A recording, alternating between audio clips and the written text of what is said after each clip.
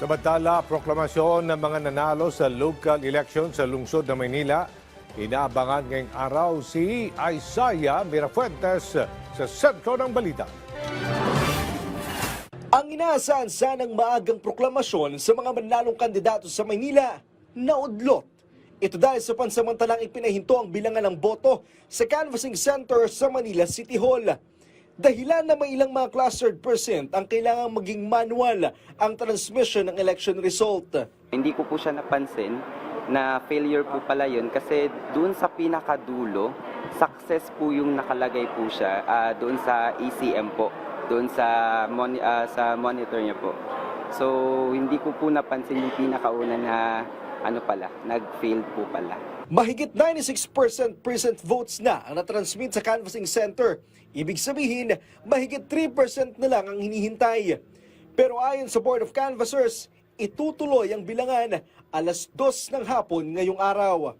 Sa kabila niyan, sa kauna-unahang pagkakataon matapos ang botohan, muling umapak sa Manila City Hall ang nangunguna sa pagkaalkalde ng Maynila na si dating Manila City Mayor Isko Moreno. Thank you very much mga batang Maynila. Thank you very much sa mga nanay at tatay ko. Thank you very much. Nagulat kami actually. Chichi and I and the group, nagulat kami na overwhelming yung lumabas na resulta. Maraming salamat dahil nandito po kami ngayon and makakaasa kayo na sa aming mga pinangako. Ayon kay Yorme, mag-ayos na at tuldukan na ang pagkakahiwa-hiwalay.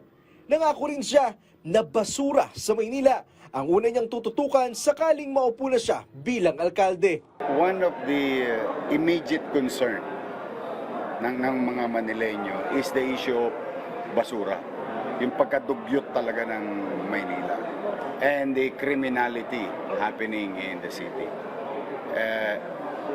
With the result of the election and issues raised during the campaign, I think yun na yun. Yun yung immediate na